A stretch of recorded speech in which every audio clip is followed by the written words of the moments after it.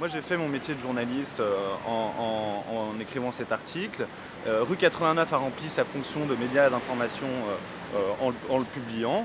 Pour mémoire, dans cette vidéo, on voit le président de la République dans l'exercice de ses fonctions, à quelques minutes d'une interview importante, et on voit quelles peuvent être ses interactions avec les journalistes. Il rappelle à un journaliste qu'il a été mis au placard, ce qui est un petit peu déstabilisant à quelques minutes d'une interview. Gérard Leclerc. Oui, voilà, Gérard Leclerc. Il dit aussi au directeur de l'information de France 3, Paul Naon, il lui demande de lui poser une question sur tel sujet, donc c'est quand même assez inouï de voir un homme politique, qui plus est le plus important en France, intervenir comme ça sur le contenu de l'interview à venir. Donc voilà, c'est une information et nous on est vraiment sidérés de voir que France 3 a déposé cette plainte et la maintient malgré les demandes répétées d'associations comme Reporters sans frontières, de syndicats comme le syndicat national des journalistes et d'autres syndicats, tous les syndicats de journalistes. Voilà, c'est clairement une atteinte au droit à l'information. C'est une première en France. Un conseiller de Nicolas Sarkozy à l'Élysée nous a dit que l'Élysée avait dû insister pour que France 3 dépose plainte. Donc voilà, c'est ce qui s'est passé. Et oui, c'est une première en France qu'un média dépose plainte contre un autre média. Voilà. Donc Reporters sans frontières est venu ici justement pour montrer sa solidarité envers Augustin Scalbert. Nous on pense ici qu'il s'agit effectivement d'une affaire inquiétante pour la liberté de la presse. Augustin Scalbert risque aujourd'hui d'aller en prison pour avoir révélé une affaire qui avait un certain intérêt général. Donc on se retrouve dans une position aujourd'hui où les sources des journalistes sont sous pression, sont mises en danger, et c'est quelque chose qui peut se révéler très dangereux pour la liberté d'information du public français. C'est une affaire qui a commencé en juin 2008, donc 2 ans plus tard, on nous ressort cette affaire, on veut mettre un journaliste en prison pour avoir exercé sa profession, en plus pour un chef d'accusation de droit commun, donc c'est vraiment quelque chose qui nous semble complètement aberrant.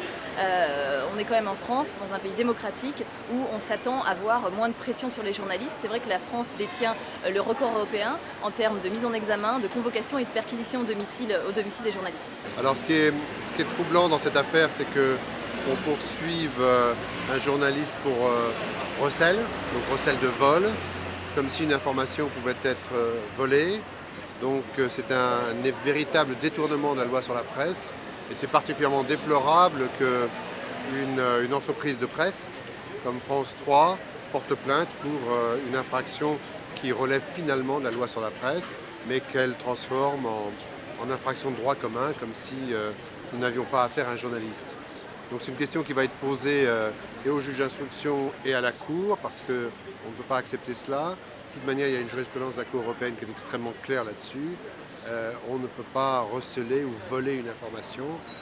On est dans le cadre d'une publication d'une information et c'est uniquement au regard de la loi sur la presse qu'une restriction peut être apportée à la liberté sur la presse. Voilà. Donc là, on rentre dans un processus qui va être long parce qu'on va contester absolument la logique de France 3 qui est, je le répète, pour une entreprise de presse des plus déplorables. Moi, je m'explique une telle procédure sur des faits de droit commun uniquement par des pressions de l'Élysée et de Nicolas Sarkozy sur la direction de France 3 pour qu'elle dépose plainte. L'objet de cette procédure étant au final d'obtenir mes sources et de savoir comment j'ai obtenu ces informations. À la fin de mon audition, la juge, à la fin de ma comparution, la juge m'a notifié ma mise en examen pour recel d'un vidéogramme appartenant à la société de radio-télévision France 3. Alors s'il est mis en examen, ça enverra un signal très clair, je pense, à un certain nombre de journalistes et surtout à leurs sources, qui seraient tentés de dévoiler des informations intéressantes mais peut-être sensibles dans le futur. Ça peut avoir un effet pervers, dangereux pour la liberté de la presse dans le pays, tout à fait. La peine du recel, c'est 5 ans d'emprisonnement et 375 000 € d'amende. Donc le risque de couler une entreprise de presse comme Rue 89, même si on sait naturellement que dans une affaire pareille, les juridictions ne prononcent pas le maximum de la peine, ça va sans dire. Mais les amendes peuvent être lourdes, les dommages d'intérêt lourds aussi. Donc il faut qu'une entreprise comme France 3 soit responsable et retire cette plainte qui est une atteinte à l'honneur professionnel des journalistes.